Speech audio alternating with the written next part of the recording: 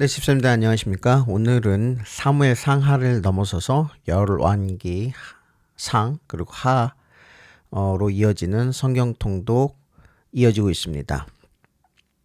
지금까지 우리가 읽은 역사들은 이스라엘 역사가 아니라 바로 인간들의 이야기, 직접적으로는 나의 이야기, 사람들과 부딪혀 살면서 그다음 이 사회와 공동체 안에서 살아가는 내가 하나님 앞에서 어떻게 행동해야 되는지, 그리고 그 반대로 그렇게 행동하지 않았을 때는 어떤 일을 겪게 되는지에 대한 일련의 사건을 비유적으로 보여주고 있는 것이 바로 역사다라고 인식하는 게 우리가 성경 통독을 하는데 가장 중요한 통찰력이다. 이 얘기를 말씀드렸습니다. 좀 어려운 이야기인가요? 쉽게 이야기해서 나의 이야기로 받아들이시면 됩니다. 우리가 이제 열왕기 상으로 들어가는데요. 열왕기 상은 드디어 다윗의 이야기가 끝나고 솔로몬의 이야기로 시작되는 것이 열왕기 상입니다. 우리가 먼저 열왕기를 읽기 전에 좀 주의해야 될 걸 몇 가지를 말씀드릴게요. 사무엘 상하가 하나의 동화적인 이야기들의 묶음이라면 이 열왕기 상하 그다음에 역대기로 이어지는 이 성경책들은 일종의 역사책처럼 보이기도 합니다. 이때 역사책이라는 것은 제가 누누이 반복해서 말씀드리지만 우리가 생각하는 그런 일반적인 역사와는 좀 다르다는 거를 인지가 아니라 인정하시고 들어가야 돼요. 우리가. 예. 이 얘기는 무슨 얘기냐면 잠시 화면을 보시면 역사적인 이야기 혹은 역사 자체를 이야기할 때 학술적으로는 객관적인 역사가 없다는 것이 중론이고 대세입니다. 이 얘기는 뭐냐면 우리는 역사라고 하면 반드시 일어났었던 일이고 그게 팩트라고 정의를 하지만 학계에서는 그렇지 않다는 거. 그리고 일반적인 통념으로는 역사가 그렇게 무엇인가 우리에게 선명하게 다가와 있지 않다는 것도 우리가 수용한 상태에서 읽어야 됩니다. 좀 어려운 이야기죠. 이런 것을 폭넓은 시야를, 이런 것들에 대한 폭넓은 시야를 가지지 않으면 한쪽으로 치우치게 되고 이것 때문에 기독교 내부에서, 교회 내부에서 분란이 일어나고 싸움이 일어나는 겁니다. 이게 사실이냐 아니냐, 일어났었던 일이냐 아니냐, 이런 것보다는 좀 더 깊은 성경의 세계가 있다는 것을 우리가 좀 미리 알고 계시면 신앙생활 할 때 큰 도움이 될 거라고 저는 믿습니다. 네, 이런 맥락에서 이야기해 보자면 다윗과 솔로몬의 이야기는 이스라엘 내부에서도 실증적인 역사를 인정하지 않고 있습니다. 물론 다윗의 왕국들은 고고학적인 증거들이 여러 가지 발견되고 유의미한 고고학적 유물들도 발견되고 있지만 솔로몬 같은 경우가 신학자들, 특히 성서신학자들의 골머리를 아프게 해요. 왜냐하면 증명이 되지 않거든요. 솔로몬이라는 역사 자체가. 그래서 이스라엘 내부에서도, 그러니까 이스라엘인인데, 유대인인데 이스라엘 역사를 연구하는 사람들도 이것을 증명하려고 노력하고 있고, 제가 유학하던 시절에도 옆에 연구실 교수님도 솔로몬의 역사를 굉장히 골치 아파하셨어요. 이스라엘 역사를 강의하시는, 그걸 전공하신 교수님이었는데도요. 저에게 이제 슬쩍 개인적인 면담을 할 때도 말씀한 적이 있는데, 어쨌든 이 성경의 역사도 다윗과 솔로몬의 역사, 그러니까 대제국이다, 왕국이라고 불렀던 이 역사도 일종의 해석된 역사라는 사실을 잊지 않으셔야 됩니다. 상식적인 수준에서 말씀드리는 거예요. 성경을 해석해야 되냐? 네, 해석하고 있습니다. 누가 해석하냐? 성경이 성경 내부에서 해석하고 있거든요. 세 번째 얘기를 말씀드리면, 일단 이 역사들은 유다 왕국의 중심으로 남북국, 그러니까 분열된 왕국의 역사를 바라보고 있다는 것을 아셔야 됩니다. 균형 있는 역사가가 아니에요. 유다 왕국의 입장에서 북이스라엘을 바라보고 있고 남유다를 바라보고 있습니다. 그게 첫 번째고요. 그럼 어떤 시선을 가지고 있느냐? 이것은 이제 뭐 1900년대 초반부터 이제 연구되었던 이야기고 지금 크게 유효하진 않지만 상식적으로 알아두시면 좋은 게 신명기를 중심으로 역사를 해석하고 있습니다.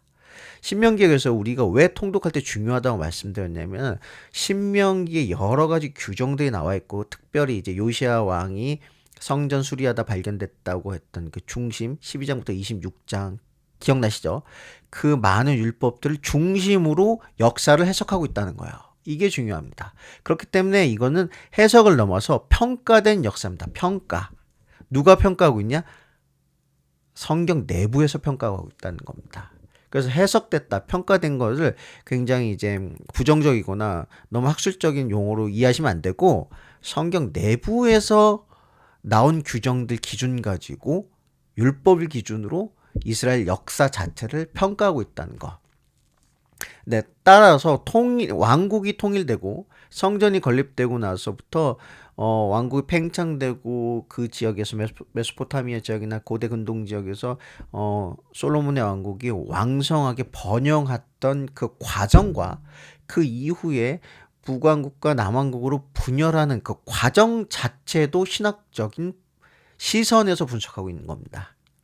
어떤 역사적인 기준으로 세계사의 흐름 속에서 평가하고 있는 게 아니라 신학적인 관점에서 그 일련의 과정들을 평가하고 있고 분석하고 있다는 거. 네, 요것도 이제 우리가 염두에 될 포인트 중에 하나죠. 그래서 그럼에도 불구하고 이렇게 질문하신 분도 있어요. 그래도 실제로 이스라엘, 남유다와 북이스라엘이 그리고 그 일전에 솔로몬의 왕국과 다윗의 왕국이 실제로 존재하지 않았느냐, 기록된 역사가 아니냐. 네, 그런 것들 질문한 분들이 있고 그것을 전문적으로 하는 사람들이 성서신학자들이고 이스라엘 역사가들이고 고대 근동의 고고학을 연구하시는 분들이죠. 네, 맞습니다. 사실은 그 성경에 기록된 이제 중요한 사실들, 세계 역사에서 의미 있는 사건들이 기록되어 있는 경우들이 있어요. 뭐 예를 들어서 로보암 맞죠? 로보암 때 이스라엘의 시삭, 그러니까 우리말로는 시삭인데 공통으로 얘기하면 쇼생크죠. 쇼생크 탈출할 때 그 쇼생크, 이집트 쇼생크가 시내 광야를 넘어가지고 이집트 지역을 넘어서 갈릴리 지역으로 혹은 이제 가나안 지역으로 원정을 오는 것들. 그때는 대제국에서 그런 왕들이 직접 원정을 할 때는 역사적으로 다 기록을 해놨거든요. 비문을 적는다거나. 거기에 그런 사실들이 실제로 존재했다는 거. 그래서 그때는 역사 연도가 잡히거든요. 그 연도를 비교해서 아하, 르호보암 시대가 대충 요 시대였구나 라든가.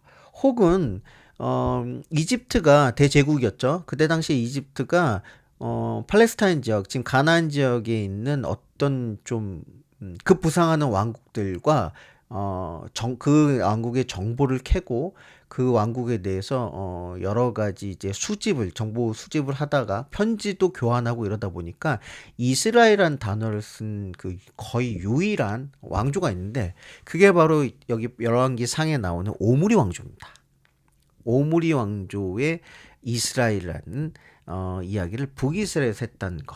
그러니까 그런 비문이 남아있고 그 비문의 연대가 잡히기 때문에 오므리 왕조가 대충 이때 시대에 존재했었구나. 또 한 가지 예를 들면 이제 열왕기 하에 등장하는 시리아 에프라임 전쟁이라고 있거든요.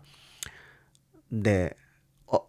남의 나라 이야기를 하니까 어색하시죠. 근데 그 당시에 고대 근동에서는 굉장히 중요한 전쟁이었거든요. 근데 실제로 그 시리아 에프라임 전쟁이 열왕기 하하고 이사야서에 기록이 되어 있거든요. 그러니까 그때 남아있는 비문이나 서신들의 연대와 그때 연대를 이렇게 기준점으로 짜 맞추다 보면 그래서 대략 다윗의 왕국이 기원전 1000년이고 뭐 솔로몬이 그 다음이고 그 다음에 북왕국이 언제 만들어져 있고 그 다음에 북왕국 뭐 기원전 722년에 뭐 멸망하고 있고 뭐 등등등등 연대가 잡혀서 실제로 역사적인 사료의 가치를 가지고 있는 본문들이 존재한다. 요것도 알아두시면 좋습니다. 마지막으로 이건 문학적 특성인데 이스라엘 역사가 기록되고 있는 과정에서 중요한 인물들이 등장합니다. 근데 그 중요한 인물들이 누구냐? 왕들이 아닙니다. 물론 왕들의 이야기를 하고 있지만 더 중요한 사람들이 등장하는데 예언자들입니다.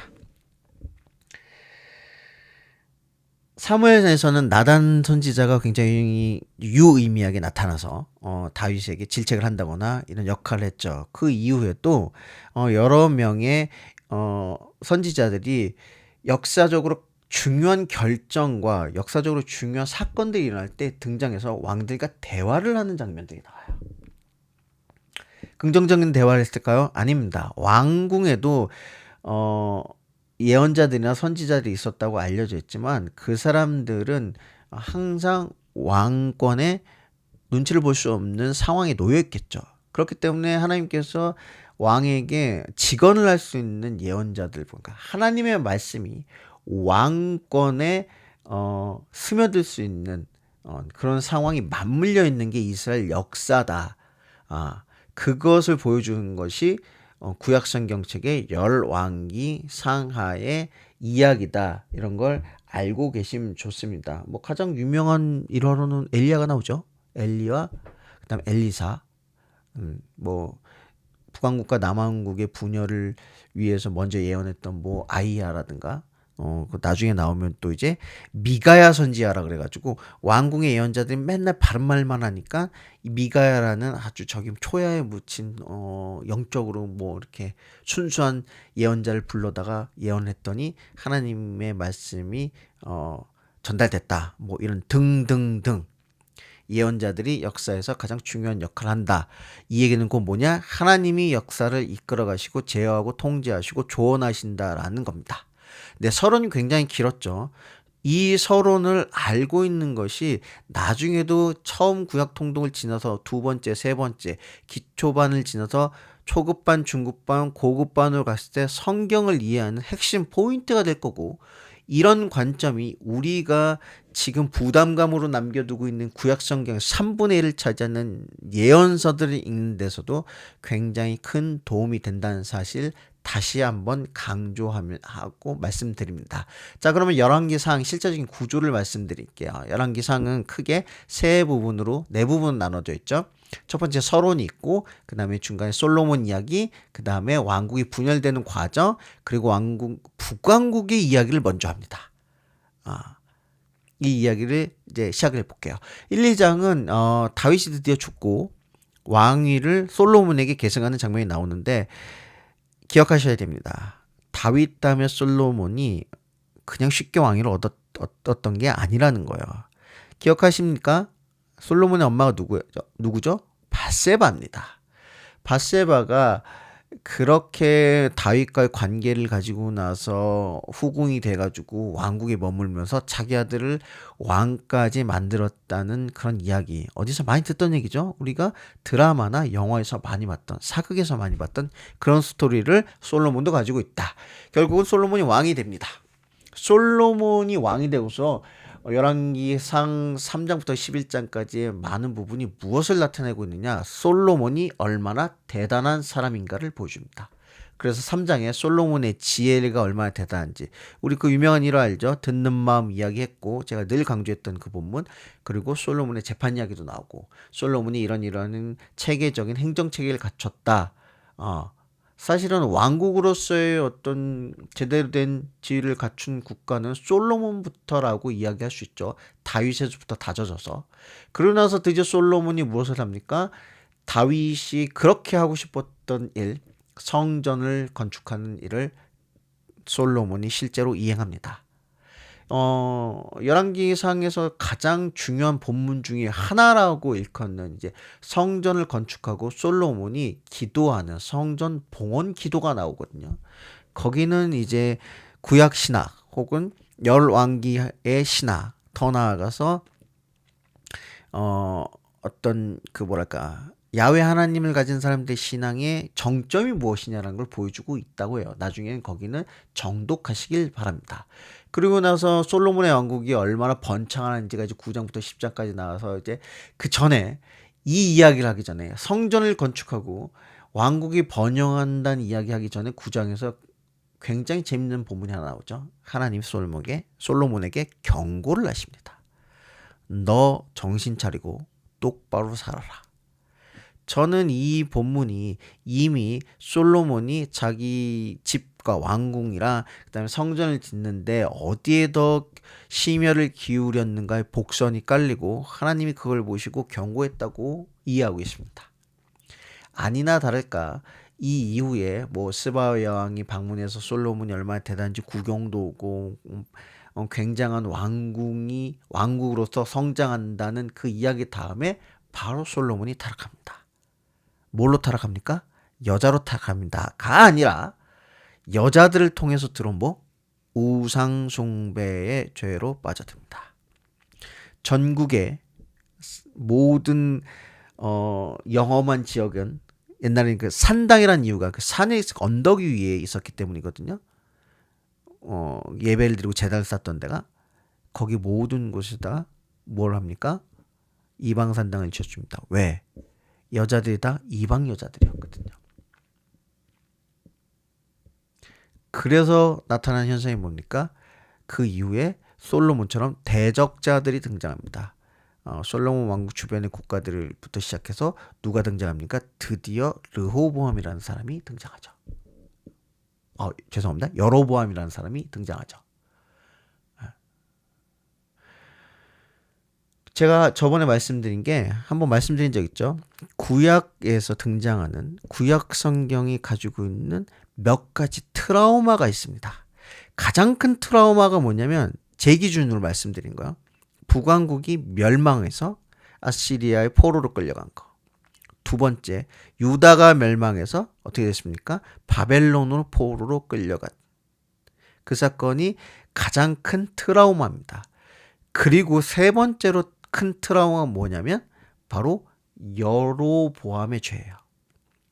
왕국이 분열해서 여로보암이 자기 북이스라엘 지파들 10지파들과 함께 북이스라엘 나라를 세우게 되는데 그 과정에서 사람들이 가장 중요시했던 거 야훼 하나님을 어디서 예루살렘에서 모셔야 하고 예배해야 된다는 그 강력한 의무감을 상쇄시키기 위해서 베델과 단에다가 그 유명한 금송아지 제단을 쌓고 일반 평민들에게 제사장 임무를 줘버립니다.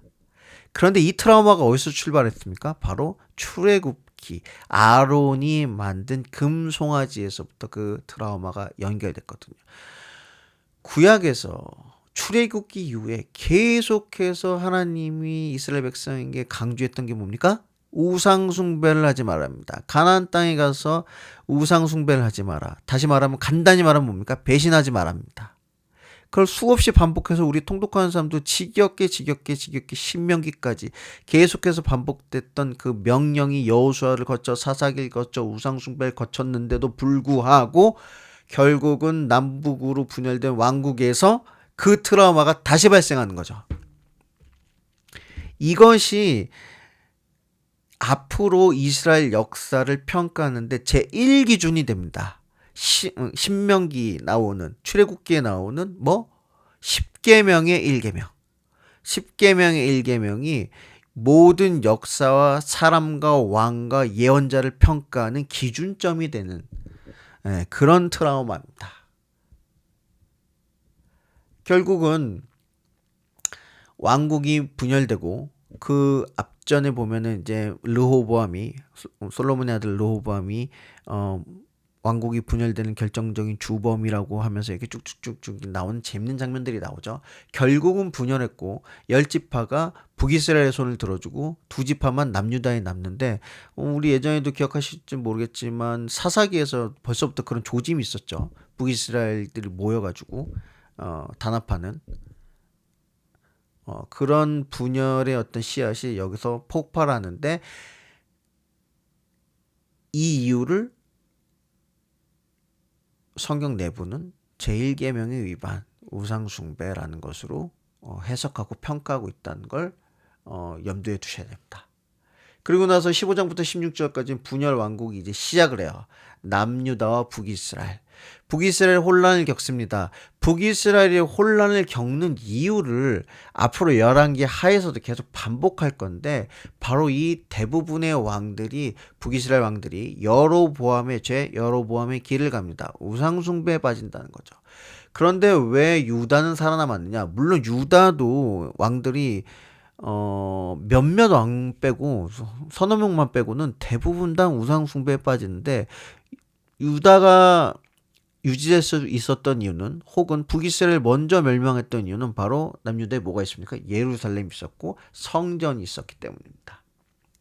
그래서 다윗과 솔로몬으로 이어진 이런 그 언약 체계, 하나님의 언약 체계에서 그 왕권 교체가 비교적 수월하게 이루어졌던 반면에 북이스라엘에서는 계속 왕조가 바뀌고, 왕조라는 것은 그 아들들이 계속 그 아래 적자들이 왕위를 물려받는 상태가 아니라 무엇이에요?